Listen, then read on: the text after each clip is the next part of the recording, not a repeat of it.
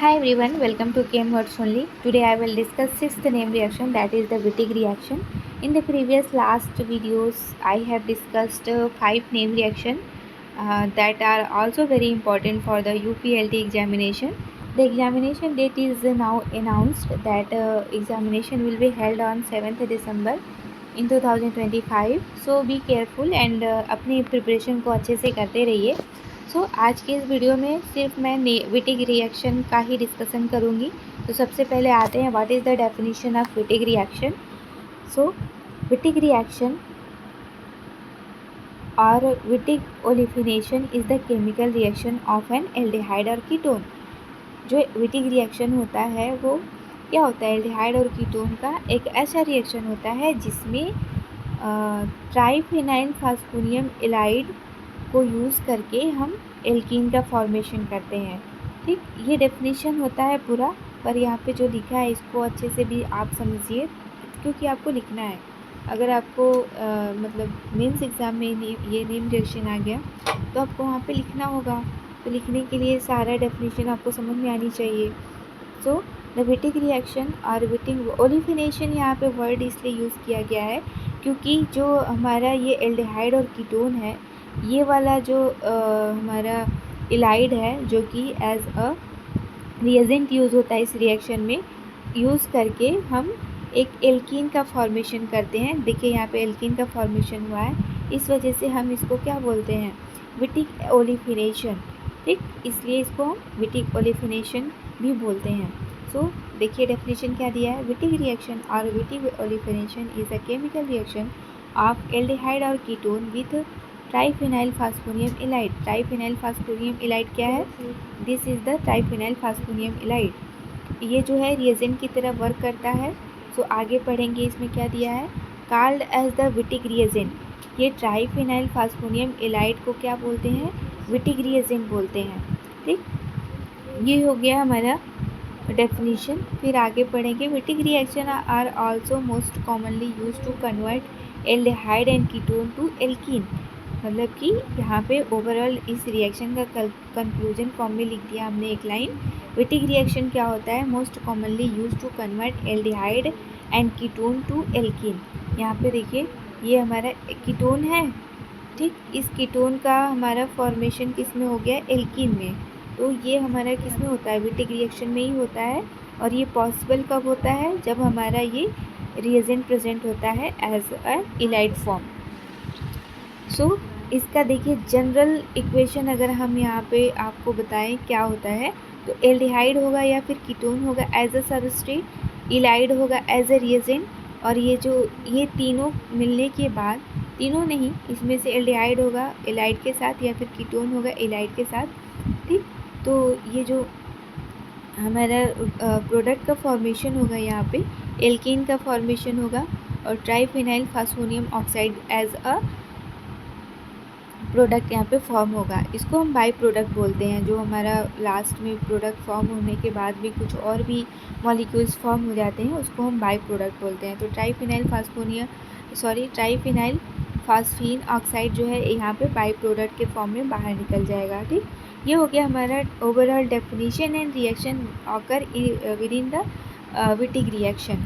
अब इस रिएक्शन को अच्छे से समझने के लिए हम step by step reaction mechanism देखेंगे, तो और क्लियरली हमको समझ में आएगा कि ये जो फॉर्मेशन हुआ है इस रिएजेंट का यूज़ करके, इस सबस्ट्रेट के साथ ये एल्कीन फॉर्म हुआ है. तो ये सारी चीज़ें आपको मैकेनिज़्म के थ्रू समझने में बहुत ही आसानी होगी. तो सबसे पहले आते हैं मैकेनिज़्म पे. तो मैकेनिज़्म में सबसे पहले हम इलाइड का फॉर्मेशन यहाँ करेंगे, फॉर्मेशन ऑफ इलाइड, जो हम एज ए रिएजेंट यूज़ करते हैं विटिग रिएक्शन में. स्टेप नंबर 1 में क्या लिखा है हमने, SN1 reaction of alkyl halide with phosphine to give an phosphonium salt. तो फर्स्ट वाले स्टेप में क्या होता है कि हमारा फास्फोनियम सॉल्ट फॉर्मेशन होता है यहाँ पे. तो यहाँ पे जो हमारा ट्राइफिनाइल फास्फीन है, ये न्यूक्लियोफाइल की तरह वर्क करेगा. और हमारा जो ये एल्किल हैलाइड है, इस आपको इलेक्ट्रॉन का मूवमेंट यहाँ पे समझना बहुत ही ज़रूरी है.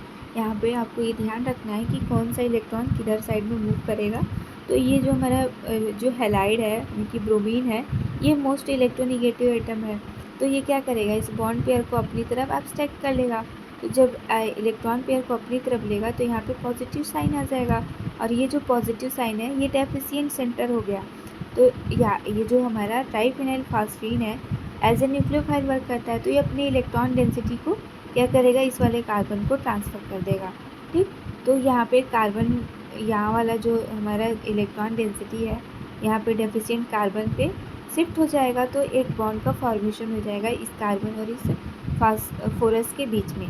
ठीक, तो ये जो फॉर्म होगा बॉन्ड, देखिए यहाँ पे दिखाया गया है, तो फॉस्फोनियम सॉल्ट का फॉर्मेशन हो जाएगा वाया SN2 मैकेनिज्म। ठीक, ये हो गया हमारा फॉस्फोनियम सॉल्ट का फॉर्मेशन। स्टेप नंबर 1 में हमको फॉस्फोनियम सॉल्ट ही बनाना है।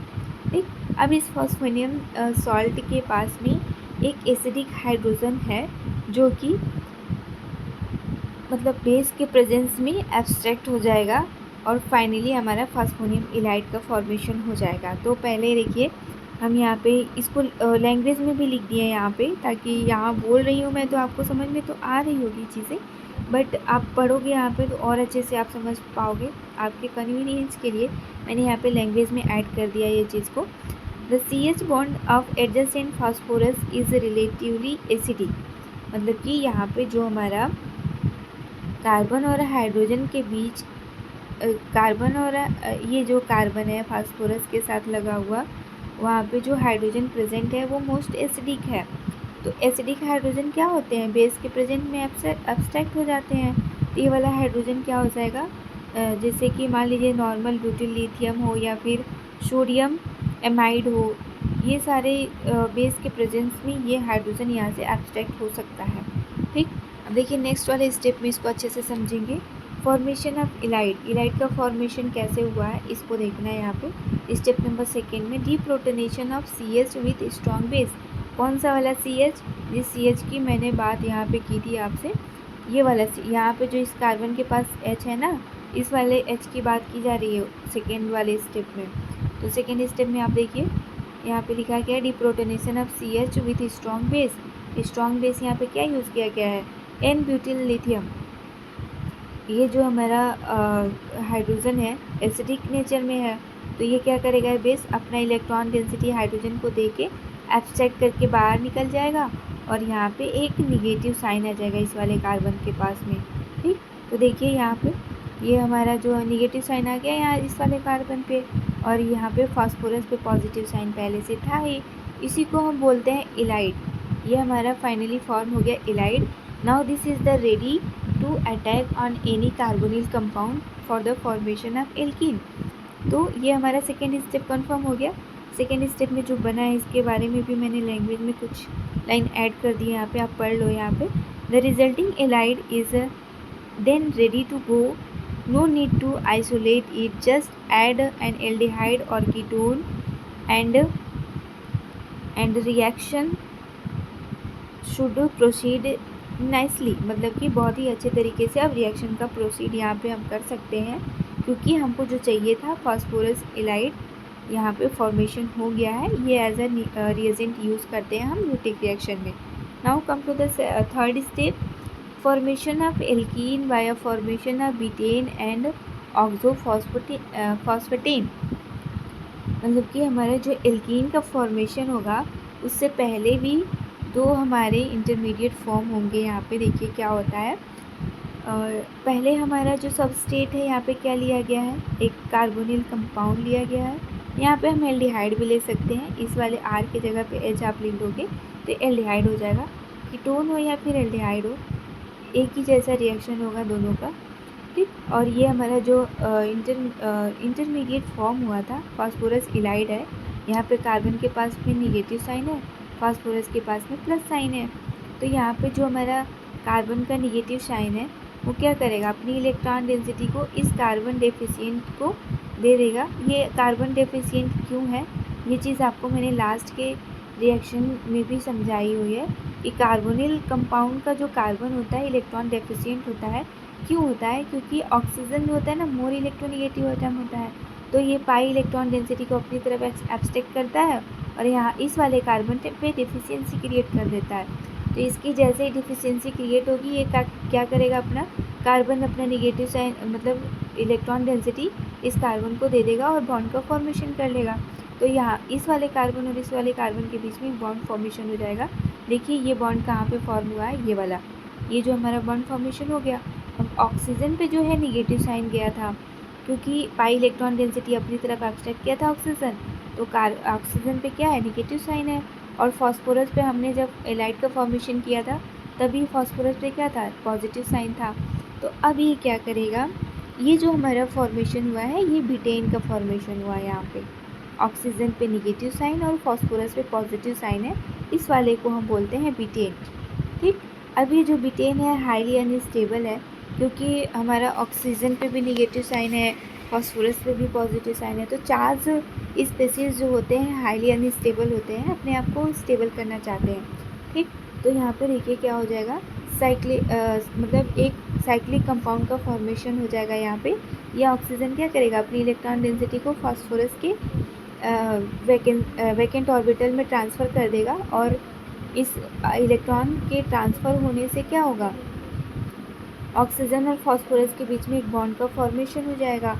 तो देखिए यहाँ पे ये ऑक्सीजन और ये फॉस्फोरस के बीच में बॉन्ड का फॉर्मेशन हो गया due to the transfer of electron density from the oxygen to the vacant orbital of phosphorus orbital. ठीक, तो ये वाला जो फॉर्मेशन हुआ है हमारा, इस वाले कंपाउंड को क्या बोलते हैं, ऑक्सोफॉस्फेटीन। ये हमारा फॉर्मेशन हो गया। अब यहाँ पे देखिए ये 4 मेंबर्ड साइक्लिक कंपाउंड फॉर्म हुआ है जो कि हाईली हिंडर्ड है। तो ये अपने आप को, ये जो हिंड्रेंस को कम करने के लिए बॉन्ड का यहाँ पे ब्रेक हो जाएगा। कैसे ब्रेक होगा, यहाँ पे देखिए ये जो कार्बन और फॉस्फोरस के बीच का जो बॉन्ड है वो क्या करेगा, फॉस्फोरस की तरफ अपनी इलेक्ट्रॉन डेंसिटी ट्रांसफ़र कर देगा। ठीक, और यहाँ पे जो हमारा कार्बन और ऑक्सीजन के बीच में जो इलेक्ट्रॉन डेंसिटी है कार्बन की तरफ शिफ्ट हो जाएगा, क्योंकि यहाँ पे देखिए ये इसको ट्रांसफ़र करने के बाद ये फॉस्फोरस पे नेगेटिव साइन आ गया यहाँ पे। तो इस नेगेटिव साइन को न्यूट्रलाइज करने के लिए क्या होगा, एक ऑक्सीजन के पास पॉजिटिव साइन आना ज़रूरी है। इस वजह से यहाँ पे जनरली हम जानते हैं कि ऑक्सीजन की इलेक्ट्रोनेगेटिविटी ज़्यादा है, तो इस वाले कार्बन से ऑक्सीजन पे इलेक्ट्रॉन का ट्रांसफ़र होना चाहिए, पर यहाँ पे नहीं होगा, क्योंकि यहाँ पे जब फॉस्फोरस की तरफ ये इलेक्ट्रॉन डेंसिटी शिफ्ट करेगा तो ये हाई इलेक्ट्रॉन डेंसिटी हो जाएगा फॉस्फोरस के पास। इस वजह से कार्बन और ऑक्सीजन के बीच का जो इलेक्ट्रॉन डेंसिटी है कार्बन की तरफ शिफ्ट हो जाएगा। तो देखिए यहाँ पे ये इलेक्ट्रॉन्स ट्रांसफ़र होने की वजह से यहाँ पे प्लस साइन आ गया, और यहाँ पे इलेक्ट्रॉन डेंसिटी कार्बन की तरफ शिफ्ट होने की वजह से यहाँ पे नेगेटिव साइन आ गया। तो ये प्लस और ये माइनस मिलके एक बॉन्ड का फॉर्मेशन कर देंगे, और जो हमारा फॉस्फोरस और ऑक्सीजन है उसके बीच में एक पाई बॉन्ड का फॉर्मेशन हो जाएगा। तो ये वाला जो बॉन्ड फॉर्मेशन हुआ है ये हमारा देखिए यहाँ पे फॉस्फोरस और ऑक्सीजन के बीच में एक पाई बॉन्ड आ गया, और यहाँ पे निगेटिव और यहाँ पे पॉजिटिव साइन होने की वजह से कार्बन के बीच में भी एक पाई बॉन्ड का फॉर्मेशन हो गया, जो कि हमने एल्कीन के फॉर्म में यहाँ दिखाया है। ठीक, इतना कंपाउंड जो हमारा फॉर्म हुआ है ये ट्राइफिनाइल फास्फीन ऑक्साइड है, जो कि बाई प्रोडक्ट की तरह यहाँ पे बाहर निकलता है, और ये हमारा मेन प्रोडक्ट एल्कीन है जो कि इतने पोर्शन से हमारा फॉर्म हो रहा है। तो इसमें भी आपको ओवरऑल इलेक्ट्रॉन का मूवमेंट ही ज़्यादा समझना था। ये हो गया overall reaction mechanism of Wittig reaction. अब इस पे बेस्ड कुछ हम एग्जांपल्स देखेंगे, और ये भी समझेंगे कि डायरेक्टली अगर हमें मैकेनिज़्म नहीं करना है, एक क्वेश्चन पूछ दिया है हमको, तो उसको बस उसमें प्रोडक्ट का बताना है, प्रोडक्ट का ही फॉर्मेशन बताना है। तो उसके कन्वीनियंस के लिए मैंने कुछ एग्जांपल्स दिए यहाँ पे, कैसे आप डायरेक्ट प्रोडक्ट को फॉर्मेशन कर सकते हो। इसको समझने के लिए आप यहाँ पे देखो, दीज फ्रेगमेंट्स आर स्वेप्ड, मतलब कि हमारा जो यहाँ पे जो कार्बोनिल कंपाउंड है वहाँ से ऑक्सीजन एटम और हमारा जो फॉस्फोरस कंपाउंड है उसमें जो कार्बन सॉरी फास्फोरस और कार्बन के बीच में डबल बॉन्ड है वो, ये दोनों एक साथ में रिमूव हो जाएंगे। देखिए कैसे रिमूव होते हैं, ये वाला ऑक्सीजन और ये सॉरी इसका थोड़ा सा, ये ऑक्सीजन और ये हमारा CH2, ये क्या हो जाएंगे, एक साथ में बाहर निकल जाएंगे। तो सॉरी बाहर नहीं निकलेंगे, सॉरी एक सेकेंड। यहाँ पे देखिए ये ऑक्सीजन है हमारा और यहाँ पे CH2 है। तो हमारा क्या हो जाएगा, ये जो ऑक्सीजन है इस फास्फोरस के साथ बॉन्ड बना लेगा और ये जो CH2 है इस दोनों मतलब एल्किल ग्रुप है, इन लोगों के साथ में पाई बॉन्ड के साथ भी कनेक्ट हो जाएगा। तो ओवरऑल बस आपको ये समझना है, जहाँ पे एल्किल ग्रुप्स हैं वहाँ पे डबल बॉन्ड तो होगा ही, वहाँ से ऑक्सीजन को हटा के CH2 ऐड कर देना है, ठीक। और जो हमारा ये फास्फोरस के साथ डबल बॉन्ड CH2 लगा हुआ था वहाँ पे ऑक्सीजन को ऐड कर देना है, ठीक।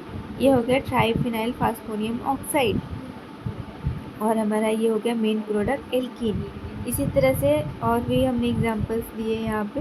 देखिए ये सिंपल सा एक एल्डिहाइड ग्रुप है और ये हमारा फास्फोरस इलाइड है। फास्फोरस इलाइड कैसे बोलेंगे, ये फास्फोरस और कार्बन के बीच का जो डबल बॉन्ड है वो पाई इलेक्ट्रॉन डेंसिटी कार्बन की तरफ शिफ्ट हो जाएगा, फास्फोरस पे पॉजिटिव साइन आ जाएगा और ये कार्बन पे नेगेटिव साइन आ जाएगा, तो हुआ ना यहाँ पे फास्फोरस इलाइड। तो फिर यहाँ पे भी आपको वही चीज़ ऊपर वाला ही रिपीट करना है, जो यहाँ पे हमारा C डबल बॉन्ड O है उसको रिप्लेस करके यहाँ पे CH2 बॉन्ड को ऐड करना है और PPH3 फास्फोरस के साथ में ऑक्सीजन को ऐड कर देना है, ठीक। ये होगा शॉर्टकट मेथड। अगर आपको मैकेनिज्म नहीं करना है तो डायरेक्ट आप इससे ऐसे थिंक करके प्रोडक्ट बना सकते हो।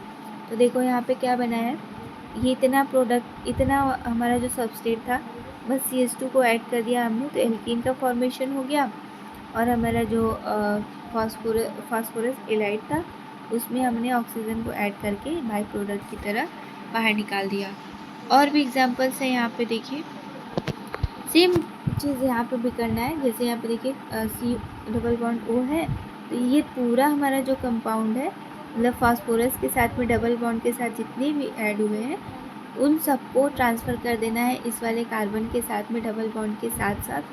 तो हमारा क्या हो जाएगा, ये हमारा एल्कीन का फॉर्मेशन हो जाएगा और ये हमारा PPH3P जो है इसके साथ ऑक्सीजन ऐड करके यहाँ पे बाई प्रोडक्ट के फॉर्म में हम बाई प्रोडक्ट के फॉर्म में यहाँ पे लिख सकते हैं। यहाँ पे क्या लिख देंगे, PPH3P डबल बॉन्ड O, ये हमारा क्या हो जाएगा, बाई प्रोडक्ट हो जाएगा, ठीक। और यहाँ पे देखिए और एग्जांपल्स में सेकेंड एग्जांपल में क्या यहाँ पे है, सेम चीज़ यहाँ पे है, ये फास्फोरस इलाइड है और ये हमारा कार्बोनिल कंपाउंड है। तो फास्फोरस इलाइड में से क्या करेंगे, इस ऑक्सीजन फास्फोरस इलाइड जो है यहाँ से एल्किल ग्रुप है उसको बाहर निकालेंगे और जहाँ पे कार्बोनिल कंपाउंड में ऑक्सीजन ऐड हुआ है वहाँ पे ऐड कर देंगे। तो देखिए यहाँ पे इतना जो पोर्शन है इस वाले एल्किल ग्रुप के साथ में ऐड हो जाएगा, तो हमारा क्या हो जाएगा, एल्कीन का फॉर्मेशन हो जाएगा।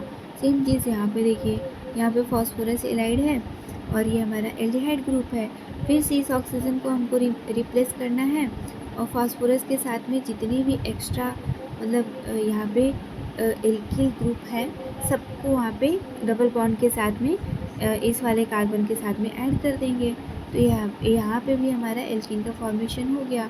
बस यही थोड़ी सी चीज़ें अच्छे से ध्यान देनी है और अच्छे से यहाँ पे केयरफुली इलेक्ट्रॉन्स को कैसे कहाँ मूव करना है। यहाँ पे भी phosphorus ylide as a by product यहाँ पे भी बाई प्रोडक्ट क्या फॉर्म होगा, यहाँ पे देखिए ये जो फास्फोरस है इसके साथ में डबल बॉन्ड O लगा देंगे तो वहाँ पे ये बाई प्रोडक्ट यहाँ पे फॉर्म हो जाएगा। Now come to the overall conclusion of this Wittig reaction mechanism. Overall conclusion इसका क्या है, Wittig reaction is a reliable method for the synthesis of alkene. Alkene के फॉर्मेशन के लिए विटिक रिएक्शन का हम लोग यूज़ करते हैं। फिर It provides control over the position of double bond radio selectivity. मतलब कि यहाँ पे जो हमारा डबल बॉन्ड का फॉर्मेशन होता है, रेडियो सेलेक्टिविटी यहाँ पे होती है क्योंकि ज़्यादा मैक्सिमम इसमें जेड प्रोडक्ट का फॉर्मेशन होता है। यही चीज़ यहाँ पे बताया गया है। ठीक, यहाँ पे देखिए फिर ये वाला इम्पॉर्टेंट पॉइंट है फर्स्ट, और ये जो हमारा लास्ट पॉइंट है इम्पॉर्टेंट है। यहाँ पे देखिए the reaction proceeds through the two cyclo addition intermediate called oxofosfatine, which decomposes into the alkene product and triphenyl phosphine oxide as a byproduct। मतलब कि बाई प्रोडक्ट के फॉर्म में क्या फॉर्म होता है हमारा, ट्राइफेनाइल फॉस्फीन ऑक्साइड, और जो हमारा मेन प्रोडक्ट होता है एल्कीन का फॉर्मेशन होता है। ये टू साइक्लो एडिशन क्यों बोल रहे हैं यहाँ पे देखिए, हमने आपको रिएक्शन मैकेनिज्म टाइम में बताया था कि 4 मेंबर, ये हमारा 4 मेंबर साइक्लिक कंपाउंड फॉर्म हुआ है, इसी को ही बोलते हैं टू साइक्लो एडिशन रिएक्शन। तो ये हो गया हमारा overall Wittig reaction, and hope आपको अच्छे से समझ में आई होगी। आप इसको देख के, इस वीडियो को देख के अच्छे से नोट्स बना लेना, 2-3 बार रिवाइज़ कर लेना, बहुत ही ईजिली अच्छे से समझ जाओगे। मिलते हैं नेक्स्ट वीडियो में कुछ क्वेश्चन के साथ इफ़ पॉसिबल। तब तक के लिए आप प्रिपरेशन करते रहिए। Thank you.